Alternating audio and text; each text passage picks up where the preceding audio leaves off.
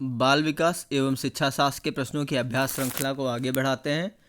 Question number 17 है, एक शिक्षिका अपने शिक्षण में दृश्य श्रव्य सामग्रियों और शारीरिक गतिविधियों का प्रयोग करती है। आंसर होगा ऑप्शन डी, इनमें अधिकतम इंद्रियों का उपयोग सीखने को संवर्धित करता है। व्याख्या, अधिगम का एक सिद्धांत यह है कि यदि अधिगम करते समय शरीर के अधिकतम इंद्रियों को सक्रिय रखा जाए तो वह अधिगम अधिक प्रभावी होता है। इसलिए शिक्षिका जब अपने शिक्षण में दृश्य श्रव्य सामग्रियों और शारीरिक गतिविधियों का प्रयोग करती है तो इसमें अधिगम संवर्धित व पुष्ट होता है।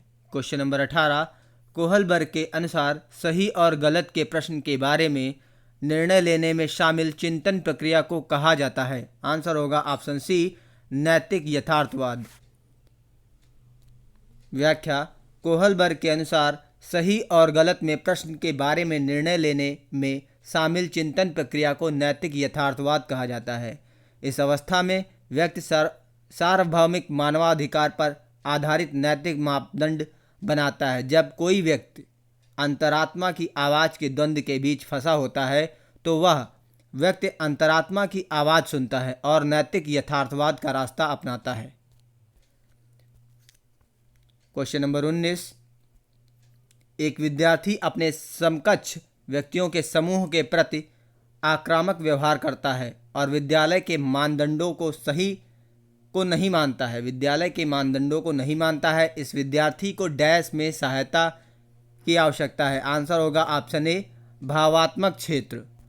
व्याख्या, जब विद्यार्थी अपने समकक्ष व्यक्तियों के साथ उद्दंडता करता है एवं विद्यालय के मानदंडों को नहीं मानता तो इस विद्यार्थी को भावात्मक क्षेत्र में सहायता की आवश्यकता है।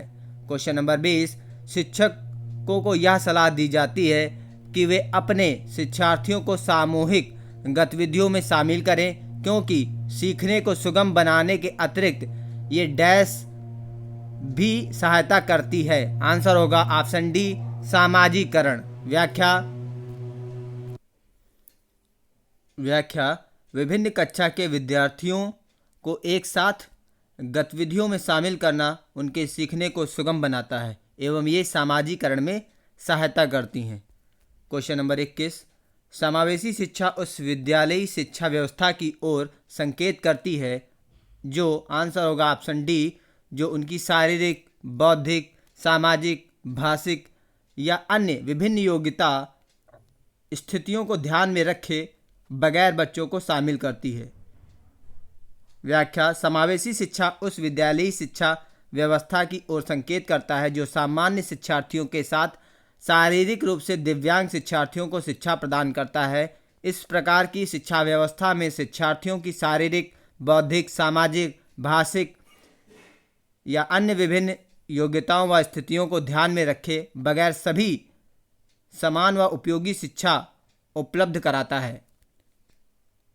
क्वेश्चन नंबर 22, निम्न में से कौन सा मुख्य रूप से आनुवांशिकता संबंधी कारक है? आंसर होगा ऑप्शन ए, आँखों का रंग।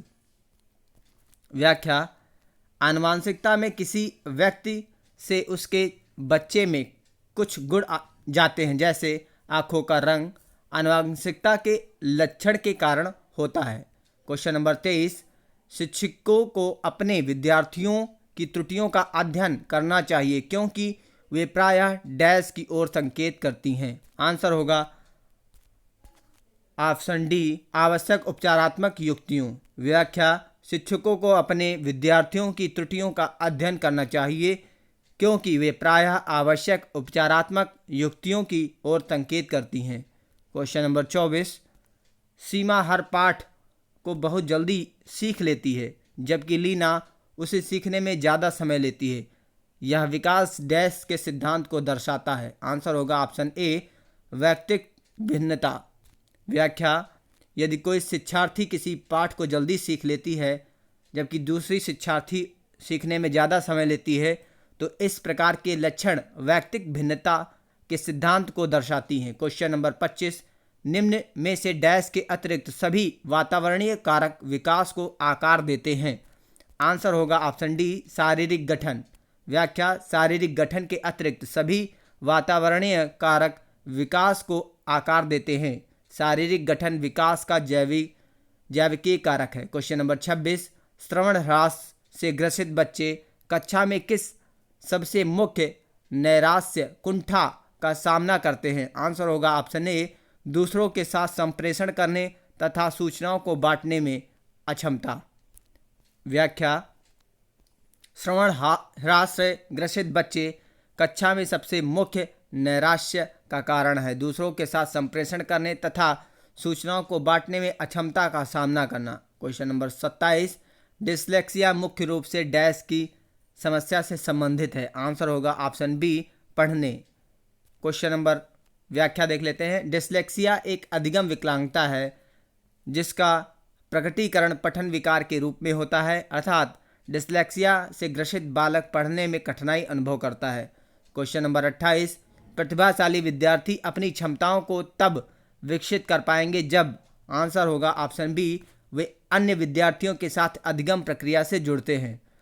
व्याख्या, प्रतिभाशाली विद्यार्थी अपनी क्षमताओं को तब विकसित कर पाएंगे जब वे अन्य शिक्षार्थियों के साथ अधिगम प्रक्रिया से जुड़ते हैं। इस प्रकार से उनका चतुर्दिक विकास होता है। क्वेश्चन नंबर 29, एक अच्छी पाठ्यपुस्तक डैश से बचती है? आंसर होगा ऑप्शन सी, लैंगिक पूर्वाग्रह। व्याख्या, एक अच्छी पाठ्यपुस्तक लैंगिक पूर्वाग्रह से बचती है। क्वेश्चन नंबर 30, पियाजे के अनुसार संज्ञानात्मक विकास के किस चरण पर बच्चा वस्तु स्थायित्व को प्रदर्शित करता है? आंसर होगा ऑप्शन सी, संवेदी प्रेरक चरण। व्याख्या, संवेदी प्रेरक चरण में शिशु असहाय, जीवधारी से गतिशील, अर्धभाषी तथा सामाजिक दृष्टि से चतुर व्यक्ति बन जाते हैं। वे आवाज़ तथा प्रकाश के प्रति प्रतिक्रिया करते हैं, रुचिकर कार्यों को करते रहने की कोशिश करते रहते हैं तथा वस्तुओं को स्थिर मानते हैं। वे ऐसे वस्तुओं के बारे में भी कल्पना करना प्रारंभ कर देते हैं जो प्रत्यक्ष नहीं होती हैं। Okay, thank you.